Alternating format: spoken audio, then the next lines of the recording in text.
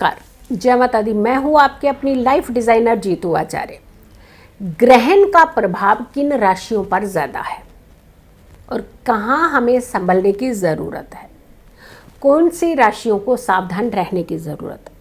8 तारीख को पड़ने वाला ये चंद्र ग्रहण ये बड़ा ग्रहण है और ख़ास करके इसका प्रभाव इसीलिए ज़्यादा है क्योंकि ये 15 दिन के अंदर दूसरा ग्रहण पड़ जाएगा। लगभग एक ही पक्ष के आसपास जब ग्रहण पड़ते हैं तो वो ग्रहण काफ़ी प्रभावशाली होते हैं। राशिफल के साथ हम हाजिर होते हैं हमारे ही इस YouTube चैनल पर। आप हर दिन सुबह 6 बजे अपना राशिफल देखना बिल्कुल ना भूलें। उस राशिफल के साथ साथ आपको दिया जाता है एक लकी अक्षर भी, साथ में एक लकी विजेता भी निकाला जाता है जिसकी कुंडली हर दिन देखी जाती है और साथ के साथ जिनका बर्थडे होता है उनके लिए दिया जाता है एक खास उपाय, महा उपाय, जिसे करने के बाद वो पूरा साल अपनी ज़िंदगी को खुशनुमा बना सकते हैं। तो हर सुबह 6 बजे मेरे ही इसी YouTube चैनल पर राशिफल के साथ, आपके राशिफल के साथ ज़रूर जुड़ें। कौन सी राशियां हैं संभलने की? जैसे मेष राशि की बात करते हैं, एरीज। मेष राशि में ही ग्रहण है, मेष राशि में ही राहु और चंद्रमा की कंजशन है और ये कंजशन देखिए जैसे सुबह के टाइम पे है तो 19 डिग्री है, उसके बाद 20, ये मैक्सिमम 22 से 23 डिग्री तक, जहाँ 24 डिग्री तक ही जाएगा। तो 5 डिग्री के अंदर ही कंजशन हो रही है, तो यह काफ़ी ज़्यादा स्ट्रॉन्ग कंजशन बोलते हैं इसे। तो इसका मतलब इसका प्रभाव ज़्यादा है, प्रभाव पड़ेगा ही पड़ेगा, तो आपको संभलने की ज़रूरत है ही है। और मंगल की राशि है ये, मेष राशि के स्वामी मंगल होते हैं, अग्रेसिव हैं ऑलरेडी, थोड़ा संभल करके रहिएगा। आपको बहुत ज़्यादा नेगेटिविटी हो सकती है, गुस्सा अचानक आ सकता है, परेशानी हो सकती है। वैसे भी ये तनाव कराता हुआ नज़र आ रहा है ये ग्रहण, कुछ उपद्रव करवाएगा, तो आपको संभलना है। धन का नुकसान हो सकता है, सेहत का कुछ उतार चढ़ाव हो सकता है, बड़ी समस्याएं पैदा कर सकता है। आपको स्पेशली उपाय की और दान की और मेडिटेशन की और शांत रहने की ज़रूरत है। वृष की बात करते हैं यानी टॉरस की। एरीज वालों को तो खतरनाक है क्योंकि एरीज में ग्रहण है, इसीलिए हम बार बार आपको इंडिकेट कर रहे हैं कि आपको ज़्यादा संभलने की ज़रूरत है। वृष राशि की बात करते हैं, टॉरस की बात करते हैं, तो आपके लिए वृष राशि के जो तुला और वृष के स्वामी शुक्र हैं। ग्रहण का सीधा प्रभाव शुक्र पर पड़ रहा है। अब शुक्र के एक राशि अगर तुला पे पड़ रहा है और शुक्र वहीं बैठे हैं, शुक्र ऑलरेडी अस्त है, तो इसका मतलब है कि दूसरी राशि भी प्रभावित होगी जो कि वृष राशि है। तो वृष राशि वालों को भी खास करके संभलने की ज़रूरत है।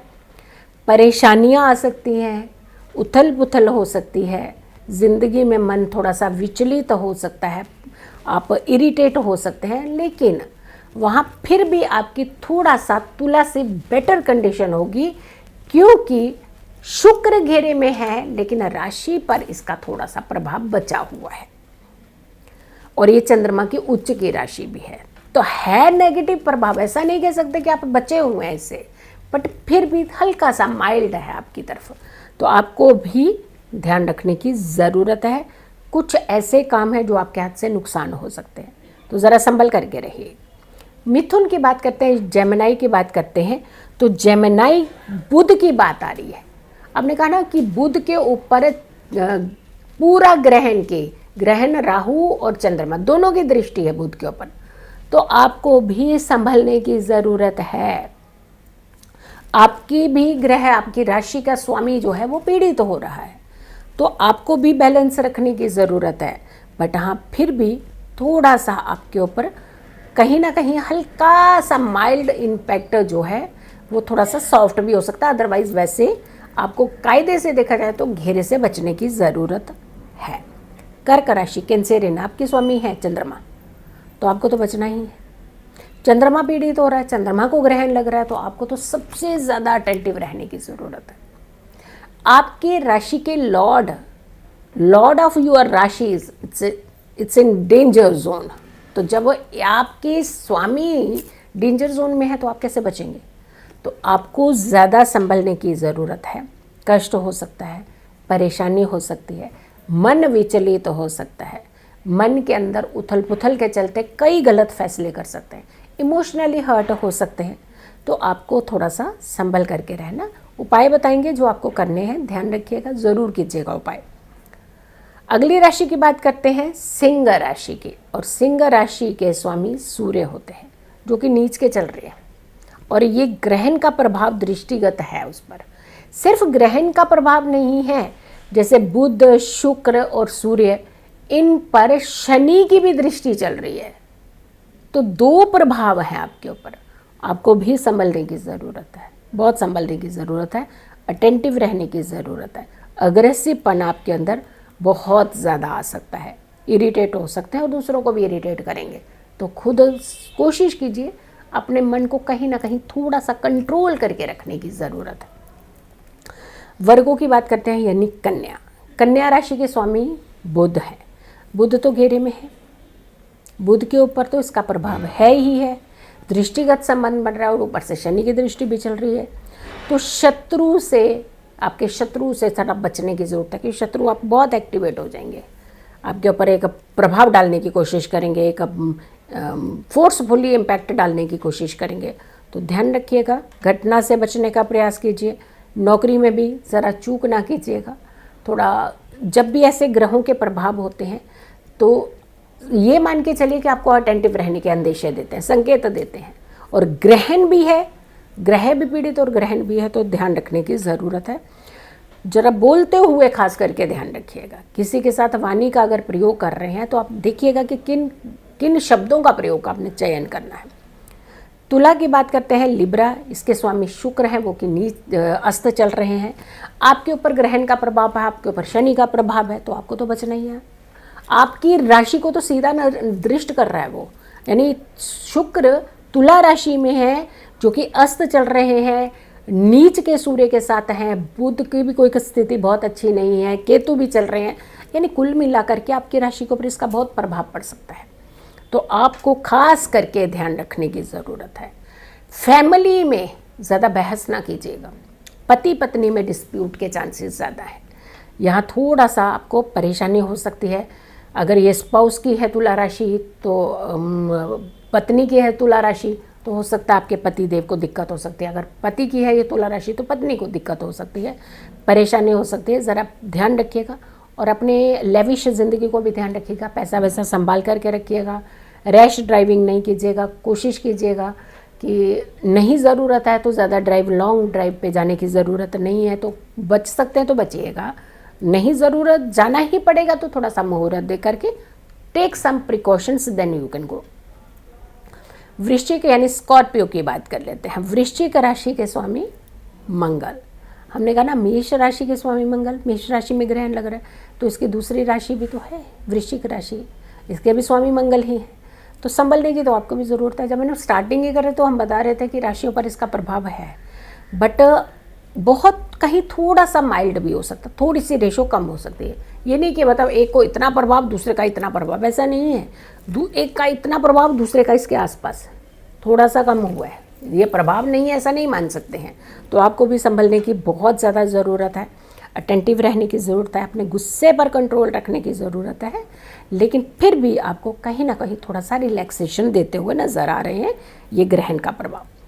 धनु राशि की बात करते हैं, यानी सेजिटेरियस की बात करते हैं, तो सेजिटेरियस के स्वामी गुरुदेव हैं।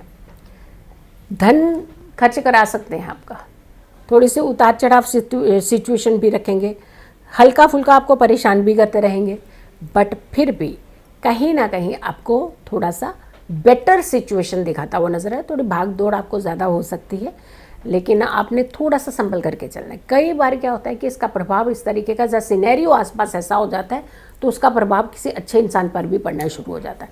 तो आप थोड़ा सा अच्छी पद पर, अच्छी कुर्सी पर बैठे होते हैं, तो आप भी ज़रा संभल करके अगर फैसला लेंगे तो अच्छा रहेगा। मकर राशि की बात करते हैं, यानी कैप्रिकॉर्न की बात करते हैं। मकर राशि आपके लिए थोड़ा सा फ़ायदा देता हुआ नज़र आ रहा है, यानी आपकी मनी वाइज भी आपके लिए नॉर्मल है, काम भी आपके बनेंगे, कोई दिक्कत नहीं है, कोई परेशानी नहीं है, क्योंकि आपके ऊपर इसका संबंध ग्रहण की जो दृष्टि का संबंध जो है वो नहीं पड़ रहा है, लेकिन हाँ जब ग्रहण का दौरान चल रहा है तो उस समय आपके ऊपर मंगल की दृष्टि ज़रूर पड़ रही है। तो वहाँ आपको थोड़ा सा गुस्से पे कंट्रोल रखें, बाकी काम आपके ज़रूर बनाएगा। कुछ अच्छी अच्छी चीज़ें आपकी ज़िंदगी में जुड़ भी सकते हैं, कुछ नई जिम्मेदारी, नई रिस्पॉन्सिबिलिटीज़ हो सकता है आपको लेनी पड़े, और शांति से ले लीजिए। कहते हैं कि शांति से अगर आप ले लेते हैं अचीवमेंट से, एकदम से पलट जवाब नहीं देते हैं तो कई बार सिचुएशन बहुत अच्छी हो जाती है। तो कुछ ऐसे ही स्थिति आपके साथ है। कुंभ राशि की बात करते हैं, एक्वेरियस की बात करते हैं, तो आपके लिए भी कुछ एक्साइटमेंट भरा हुआ हो सकता है, कुछ अच्छा हो सकता है, कुछ अच्छे काम मिल सकते हैं, नया धन मिल सकता है, नई चीज़ें मिल सकती हैं, लेकिन संभलने की ज़रूरत है यहाँ, क्योंकि ओवर कॉन्फिडेंस में आकर के कई बार आपसे गलत फैसला भी होता है। तो ध्यान रखिएगा कोई ऐसा गलत फैसला आपसे ना हो, क्योंकि मंगल जब दृष्टि करता है तो कुछ ना कुछ इरिटेट तो कर देता है, तंग तो करता है, वो तंग करने के रास्ते बनाता है। तो वो रास्ता कहीं आपकी वाणी, कहीं आपका होश और वासना हो जाए, तो ध्यान रखना है आपने भी। आखिरी राशि है मीन राशि यानी पाइसियन।